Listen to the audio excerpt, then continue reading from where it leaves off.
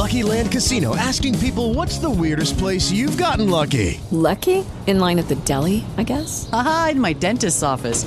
More than once, actually. Do I have to say? Yes, you do. In the car before my kids' PTA meeting. Really? Yes. Excuse me, what's the weirdest place you've gotten lucky? I never win and tell. Well, there you have it. You can get lucky anywhere, playing at LuckyLandSlots.com. Play for free right now. Are you feeling lucky? No purchase necessary. Void where prohibited by law. 18 plus. Terms and conditions apply. See website for details. How would you like a 15% discount to my daily email, the stack of stuff, the show notes, discounts to the conference, all of that? All you need to do is text the word show to 33777. You'll get the annual subscription with a 15% discount to my daily email. You'll get the stack of stuff, the links to the show notes, discounts to the conference, and so much more. All you have to do is text the word show, SHOW, to 33777. Text show to 33777.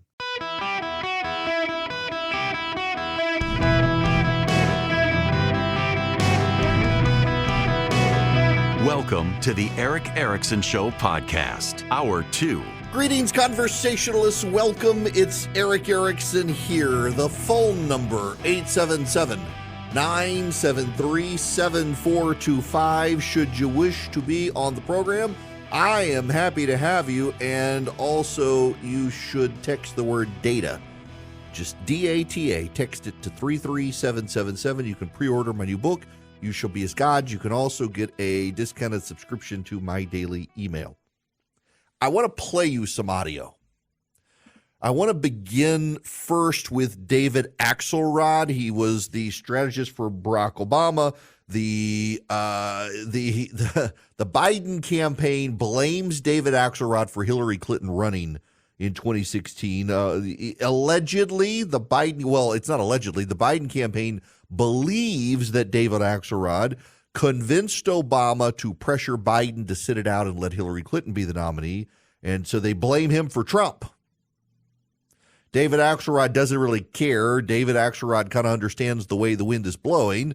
This is David Axelrod's response to Donald Trump winning last night. The president and his campaign need to get into gear, and they need a message.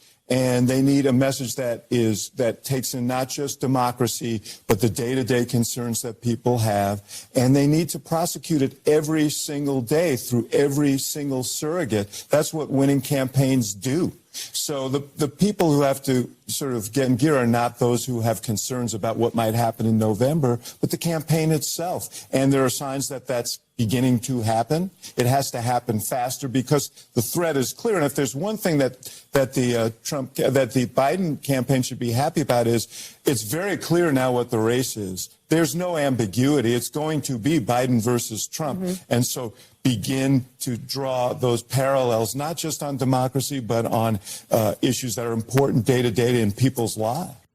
And here's Donna Brazile from ABC's This Week. I know a little bit about the Iowa caucuses. I've actually won them twice on the Democratic side, so I'm very proud of that. I have winner clothes because of the Iowa caucuses, but thank God I'm not there this weekend because I would need additional winner clothes. But here's the thing. The word on the street is that Donald Trump learned the lesson from 2016 when he lost the caucuses to Ted Cruz. He learned early on that this was an organizing event. And while he has had lots of rallies, he used those rallies to really focus on his base. So if this is an organizing event, he can get his people to the caucus, he can improve turnout. But the thing that I saw in the Des Moines Register, NBC, all the polls, is that first-time caucus goers. I mean, that's the ball game.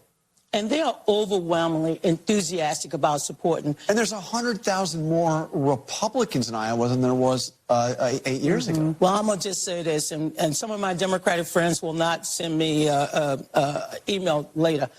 When you abandon a state, whether it's Iowa or Louisiana, then you let the Republicans in. We've abandoned too many states trying to focus on winning the battleground and not looking at the future trends. And so I'm not surprised that Republicans have taken over several counties in the state itself. It's much greater than it was when Barack Obama won the state. But you know what? At the end of the day, it is a ground game. And if you have the wherewithal to get your people to those caucuses, it's his to win.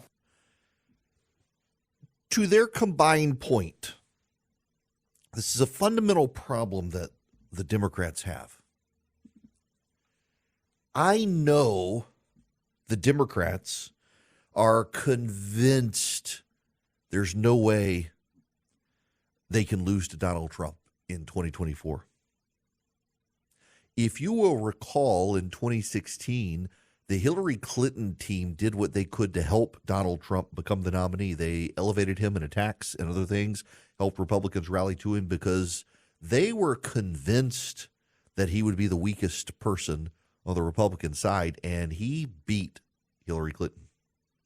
That overconfidence is creeping back in, and part of it is, remember, they sought to deplatform Donald Trump. They got him kicked off Facebook and Twitter. Nobody goes to Truth Social. They won't cover his speeches now on TV. CNN pulled away from him last night in his victory speech. MSNBC refused to air it at all. Only Fox covered it. And his popularity's gone up. Nate Silver, the pundit and statistics guy from the left, is pointing out that deplatforming Donald Trump has actually helped him increase in popularity. He's out of sight, out of mind. People don't mind him compared to Joe Biden and the problems of the economy. Meanwhile, they don't have a message. The Democrats do not have a guiding message right now. They tried Bidenomics as a message, and that just blew up in their face. Republicans, independents, even moderate Democrats don't like Bidenomics. They don't have a message. They're trying this threat to democracy message, but it's the Democrats who are taking Donald Trump off the ballot through extra constitutional means. They don't look very supportive of democracy themselves. You have Democrats around the country who in areas that are deeply supportive of tradition and sanity, trying to put boys and girls sports, and the Biden administration standing with them over local communities that are trying to protect their daughters. Doesn't look like they support democracy. Doesn't look like they support parents or women for that matter.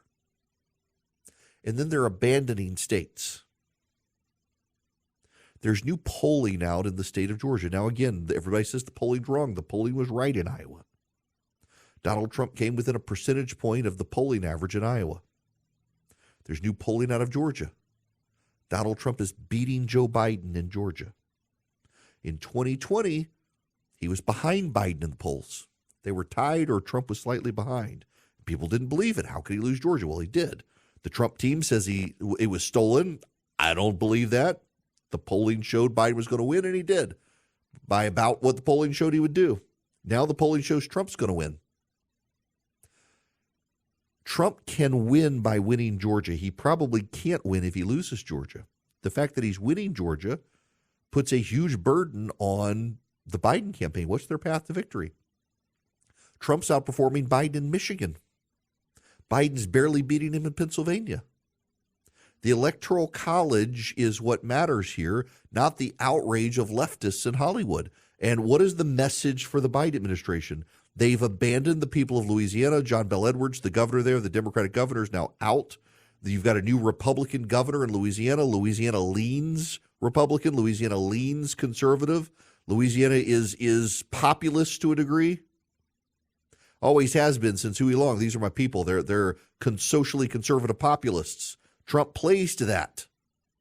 And the Democrats have abandoned the state. The Democrats have abandoned Iowa by and large. Iowa used to be a swing state. Every year there were conversations about Iowa being a swing state. Iowa is not a swing state. It's a Republican state. The Democrats abandoned it. Tell you where the Democrats are making some inroads, Montana. Montana's turning towards Colorado. Charlie's from Montana. We were talking about that this morning, that the Republicans need to pay attention to what's going on in Montana. Greg Gianforte, popular governor there, great governor, Republican governor, hoping to get him at the gathering this year, and he's aware of the situation. But the rest of the Republican Party needs to pay attention to John Tester. That's going to be a pickup seat for their GOP if they play their hands right. But you got to just understand what's going on, the direction of the country. And the Democrats don't seem to do that. And into the fray comes John F. Kerry. And we are right now, knowing that the latest scientific assessment is we're at 1.545. We're at 1.48 degrees now. Now, that doesn't mean that's a permanent status, but there's very little to show that there's enough transition already taking place that it won't blow us past 1.5 degrees and we're going to have to claw back. That's the downside. And we've got to recognize that reality, and we've got to start to address that reality here at this meeting in the WEF, but in everything that happens now this year. It means no business as usual. It can't just be sitting there saying, okay, we're going to open up the following oil field and we're going to pump away like that. We have to effect the transition. John Kerry, who wants us to let China lead on climate change, is retiring from his role as climate envoy. He's going to the campaign. The last losing Democrat, well, Hillary Clinton too. John Kerry lost to George W. Bush, and now he wants to be an advisor on the Biden campaign. Rather pompous, but that's going to be more the message, the climate change message. And then you got Al Gore out there as well on the climate change hysteria. Mother Nature has other intentions. Unfortunately, the climate-related extreme weather events, they're underway right now, today, every day. And we're continuing to add a huge additional amount of heat-trapping pollution to the sky every single day. The good news is that once we get to true net zero and stop adding, the temperatures will stop going up almost immediately with a lag of as little as 3 years. Right. They're going to make climate a big issue. In fact, there's a headline in Politico today, which is more and more a mouthpiece of the Democratic Party, that the Trump campaign is largely committed to getting into the White House and abandoning every climate change initiative. They didn't do that the last time. Trump came in and actually the Politico, I found this very funny, helpfully pointed out, for an entire year on Twitter, he did not blast climate science. He got out of the Paris Accords, but the regulatory efforts under the Trump administration continued to creep towards more regulation for climate change. Not this time. So the Democrats are going to go full fear scenario over Trump and climate. They're going to have John Kerry and Al Gore on the same talking page. We got to save the planet by stopping Donald Trump. Listen, people are going to be more upset because the regulation of their cars, their water heaters, their dishwashers, their washers and dryers, their fridges, freezers, and more. We're going to get into that at the bottom of the hour. There's actually a big case going to the Supreme Court. I don't think it's going to work. So they got one more play up their hands. Listen to this. This is Illinois' Governor Pritzker. Well, the message, again, among all these candidates has been the same and bad for the American people. That's the point that I'm making. The fact that they're all extremists is what I think is going to be most beneficial to Democrats who are, frankly, lifting up working families and doing the right thing for them. But I do think that Congressman Kinzinger has got it right in his own life. He separated himself from Donald Trump. He separated himself from the MAGA Republican Party. And that's not what Nikki Haley's done. That's not what Ron DeSantis have done. Their criticism has been light. In fact, they're afraid of Donald Trump. Now, maybe that will change in New Hampshire. We'll see. It certainly changed for one day in Iowa as they were trying to divide voters, make sure that voters were showing up for them. But the truth is, all along, I mean, let's face it, they've been kowtowing. Nikki Haley even worked for Donald Trump. Ron DeSantis won his race for governor because he took Donald Trump's support. So this is all one party with one extreme message. You got that? Every Republican's extreme. Every Republican's extreme. That's their message. Republicans are a threat to democracy, a threat to the climate, a threat to the planet. They're all extremists. That's their message. They're trying to scare people to vote Democrat. That's going to be their message, and it's not going to work. The Democrats totally underestimate Donald Trump. They did in 2016. They are in 2024 by saying he's an extremist and every Republican's an extremist and they're all a threat to everything. You know what? People are more concerned about the threats to their homes, their threats to their cars, their threats walking down the street, their threats to their kids in school. You know, Jim Cantori, the Weather Channel guy, his car was broken into at his hotel in Memphis last night. Memphis is a crime-ridden hellhole these days. I actually, my sister goes to church with a guy. He and his wife, they were on their way. He's a police officer. They were on their way to the Caribbean and got shot at a stoplight at 3 o'clock in the morning on their way to catch a flight to the airport. They still made their flight. He was shot in the arm. He was able to get it bandaged up and still make it to the airport. Didn't want to miss his flight because he took his vacation. But literally got shot just being stopped at a stoplight in Memphis. It's a crime-ridden hellhole. It's another city under the control of the Democrats. It's stuff like that that matters to the voters, not threats to climate and threats to democracy, particularly when the Democrats are viewed as a threat to democracy as well. And the Democrats are so in a bubble, they can't understand this message does not translate to the voters they need to win. The voters, as Donna Brazil said, they've largely abandoned. Lucky Land Casino, asking people, what's the weirdest place you've gotten lucky? Lucky? In line at the deli, I guess? Aha, in my dentist's office.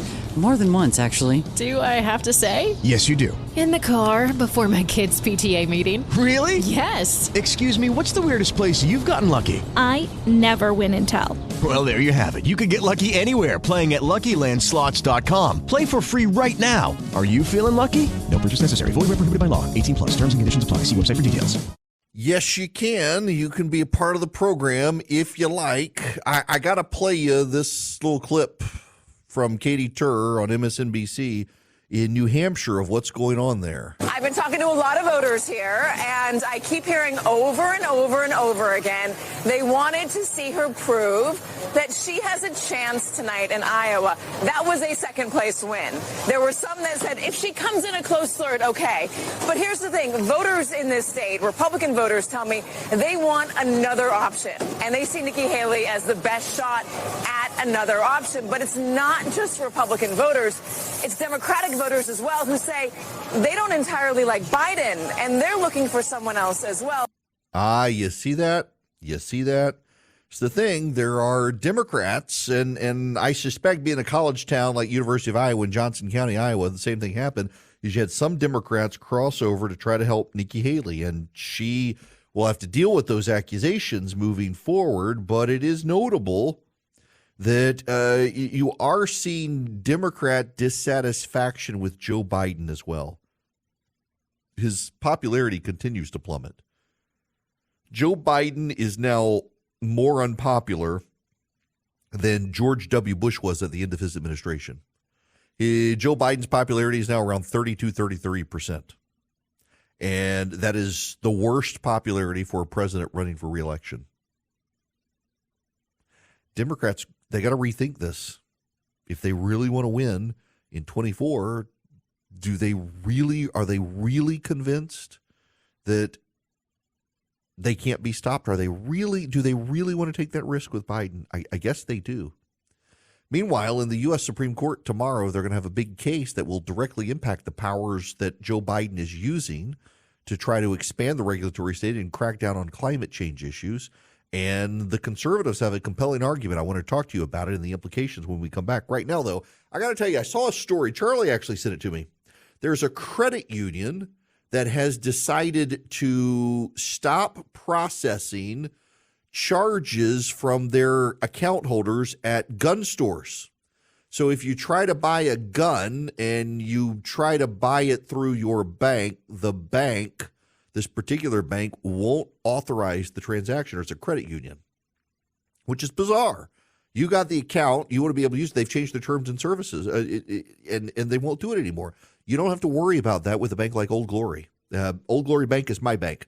It's a group of conservatives. They started a bank because they see these trends where your bank or credit card company says, well, we won't authorize purchase if you're buying a gun or you're buying a subscription to the Daily Wire or something like that. They're like, nope, we're not going to support conservatives. We're not going to allow your money out of your account to do it. You never have to worry about that with Old Glory Bank. It's one of the reasons the bank was started. If you're a gun store and you need a bank that you can have a bank account with, Old Glory Bank can do that too. OldGloryBank.com. They are my bank. I've got checkings and savings with them. Great interest rate on my savings account, by the way. OldGloryBank.com. 8 minutes or less, you can get an account with them online. Hello, it is Ryan, and we could all use an extra bright spot in our day, couldn't we? Just to make up for things like sitting in traffic, doing the dishes, counting your steps, all the mundane stuff. That is why I'm such a big fan of Chumba Casino. Chumba Casino has all your favorite social casino-style games that you can play for free anytime, anywhere with daily bonuses. That should brighten your day a little. Actually, a lot. So sign up now at ChumbaCasino.com. That's ChumbaCasino.com. No purchase necessary. VGW Group. Void where prohibited by law. See terms and conditions. 18+. Greetings and welcome. It is Eric Erickson here. The phone number, 877-973-7425, if you want to be on the program. Now, I don't want to bore you. If I bore you and you leave, the radio stations get mad. I've driven away the audience. But I got to talk to you about a Supreme Court case. I'll try to make it exciting. Tomorrow, the United States Supreme Court is going to hear the Looper Bright case. Finally, they're going to hear the Looper Bright case versus Riamondo. The Looper Bright case is a bizarre case. The New York Times is doing a hit job today on the Kochs. Now, full disclosure, I'm on an advisory board for Americans for Prosperity, which is part of the Koch operation. Doesn't matter, though. I'd be on Looper Bright's side anyway. This is truly a bizarre situation. So this case arises from New England fishermen. Get this. The Obama administration and then the Trump administration, what was kind of bizarre to me is that the Trump administration never walked this back. And this gets to something I mentioned earlier. One of the internal criticisms within Trump's orbit is that his administration the first time around was not aggressive in pushing back against the regulatory state as they should have been. And that this time it's can you bar the door, no holds barred, they're going to upend everything, which is good. That's encouraging. So the Obama administration began something that the Trump administration formalized, and it's just bizarre that the Trump administration formalized this rule, and now they're being sued. Well, it's the Biden administration now being sued. It's such an insane thing they did. Now listen to this. This is how the New York Times covers this. The Supreme Court is set to hear arguments on Wednesday that, on paper, are about a group of commercial fishermen who oppose a government fee that they consider unreasonable. But the lawyers who have helped to propel their case to the nation's highest court have a far more powerful backer, the petrochemicals billionaire Charles Koch. The case is one of the most consequential to come before the justices in years.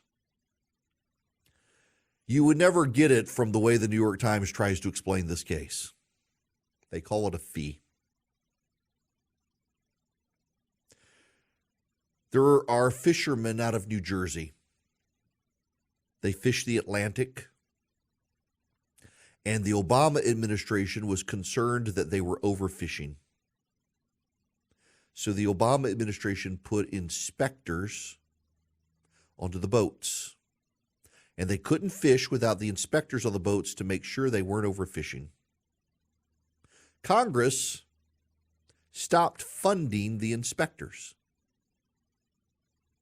So if Congress stops funding the inspectors, you would think that the Commerce Department that was in charge of the program would say, if Congress isn't funding the inspectors anymore, they must not like the inspectors on the boats. So we should stop putting the inspectors on the boats.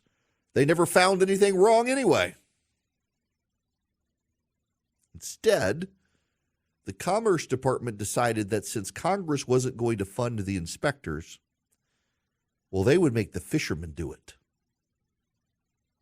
So the fishermen's, this fee that the New York Times says, this fee, monitoring fee, this fee is actually, they have to pay the wages of the inspectors who are on the boats with them. They're actually having to pay more than the fishermen make. The take-home pay of the inspectors is more than the take-home pay of the fishermen, and the fishermen have to pay them out of their pocket. Listen, this is the second paragraph of the New York Times. I just explained to you what the fee is. Listen to how the New York Times reports this. The case is one of the most consequential to come before the justices in years. A victory for the fishermen would do far more than push aside the monitoring fee, part of a system meant to prevent overfishing, than they objected to. It would very likely sharply limit the power of many federal agencies to regulate not only fisheries and the environment, but also healthcare, finance, telecommunications, and other activities, legal experts say. It may all sound very innocuous, says Jody Freeman, founder and director of the Harvard Law School Environmental and Energy Law Program and a former Obama White House official, but it's connected to a much larger agenda that is essentially to disable and dismantle federal regulation. Oh, it all sounds very innocuous. The New York Times calling it a monitoring fee is what sounds innocuous. It's actually not that. And what's so amazing is that they don't actually want to explain in this article what the actual case is really about. You have to dive into it. And even then, they do a terrible job of trying to explain what's going on with these actual fishermen and why they're so upset about the fee. They're having to pay monitors out of their own pocket to be on their boats because Congress decided not to fund the monitors. And instead of canceling the monitors, the Commerce Department decided, you know what, fishermen, you're going to pay them their salaries.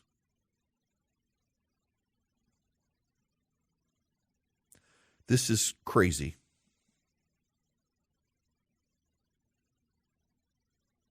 This is bad. And the Supreme Court should side with Luper Bright. Now, here's why the government is concerned.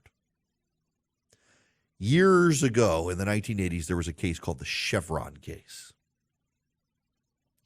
And the Chevron case settled on a rule from 1984 that says when Congress passes an ambiguous law, the courts are bound by the interpretation of administrative agencies. So Congress, if it passes a law that allows the regulatory agency to do something, such as monitoring fishing, the agency can interpret that as, well, we're going to make the fishermen pay for the monitoring and we're going to put monitors on the boats, essentially creating a tax. And under Chevron, courts are bound by that interpretation. But John Roberts, the Chief Justice, Brett Kavanaugh, the Associate Justice, and Neil Gorsuch have long criticized Chevron. Even Antonin Scalia, when he was there, he would back Chevron because of stare decisis, that the court shouldn't just continually reverse itself, but he was willing to whittle away with it. There appears to be a majority coalition that's willing to get rid of or revise the Chevron doctrine, because what it's done is it's allowed these agencies to paint with an overbroad brush and do a power grab. This is how the New York Times defends all of this. Listen to this. Congress is not equipped to manage the day-to-day administration of the legislation it passes, the reasoning goes, so it should rely on federal agencies to carry out laws and policies. Weakening or eliminating the doctrine of Chevron deference could limit the power of federal agencies to interpret the laws they administer. The defense of this, what John Roberts himself, the Chief Justice of the United States, has said is the solution to this is for Congress to write clear laws. But they don't want to. Congress wants to be able to write weak laws and broad laws that allow the administrative agency to have more power. Even Republicans in Congress don't want Luper Bright to win this case because they would have to write clear laws. And right now, both sides, the left and the right in Congress, can say, oh, well, this isn't us. This is the bureaucracy. Pass the buck to the bureaucracy and blame the bureaucracy. And what's happening is the cascading effect. So the Fifth Circuit Court of Appeals, that's out of New Orleans. It's probably the most conservative circuit now.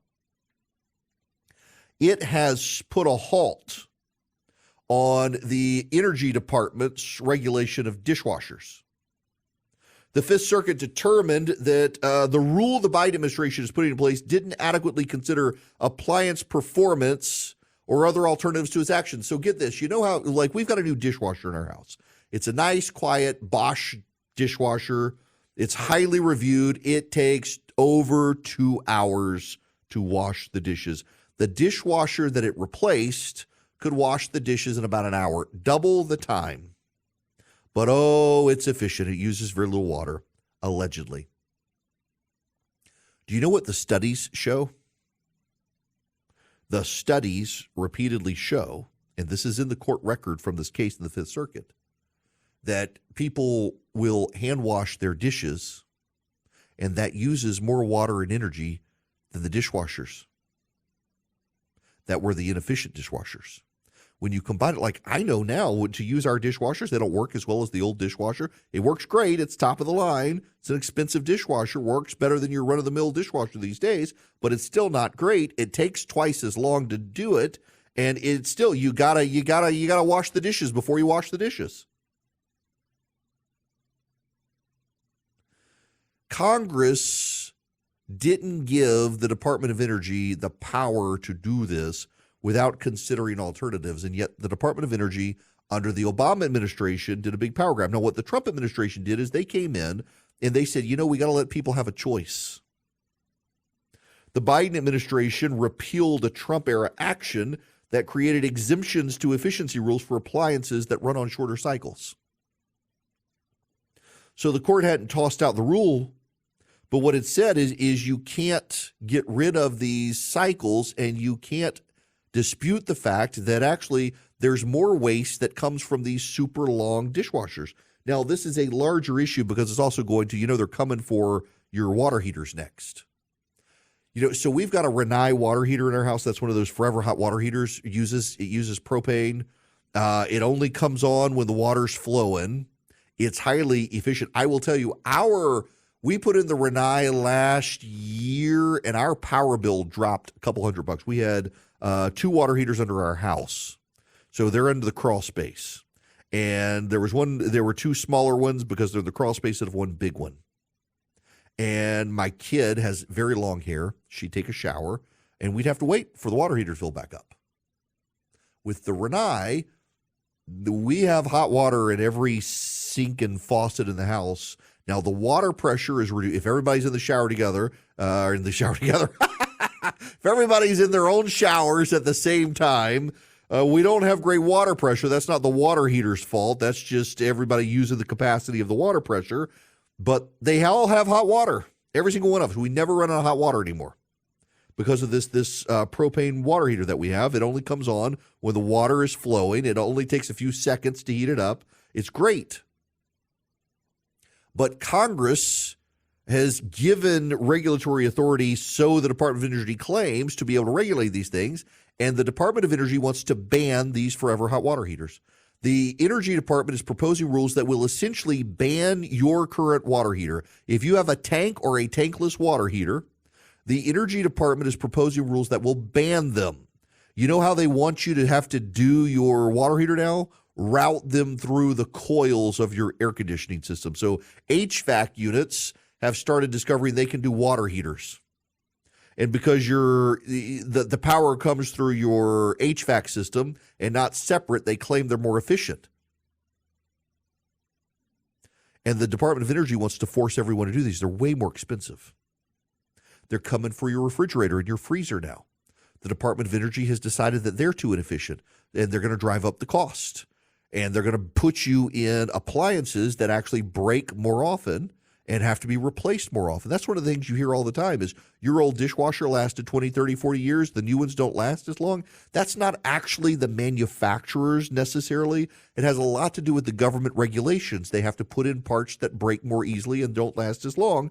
And so it drives up your cost. So now you're having to buy a new dishwasher every 10 years than every 20 years. That's the government regulation at stake. And it's these agencies doing these massive power grabs, claiming that, well, Congress wrote a vague law, therefore we get to do this. That's what this case is about in the Supreme Court tomorrow. The Looper Bright case. It's a case that will suggest that these agencies cannot derive power from vague laws. That if Congress writes a vague law, the courts get to interpret it, not the individual agencies that want to do power grabs. And that, my friends, is a good thing. The New York Times can fearmonger all they want about the Kochs being involved, but the fact of the matter is these fishermen are going to be put out of business because of the burden of these regulations, and you are going to get a crummy appliance because of the massive power grab done by these agencies unless the Supreme Court sides with Looper Bright. It's a big case that will affect all of our futures and the expenses of our appliances. Now, speaking of appliances, a computer is an appliance, but it's also a lifesaver. It keeps you in business. It keeps you online. You don't want downtime. You don't want the headache of having to deal with flaky computers. That's why you need Vision Computer for your home or your office. Vision can build you a computer. It's going to be reliable. It's going to be upgradable. you're not going to have to get the one-size-fits-all big box store garbage. You get one from Vision built just for you and your needs.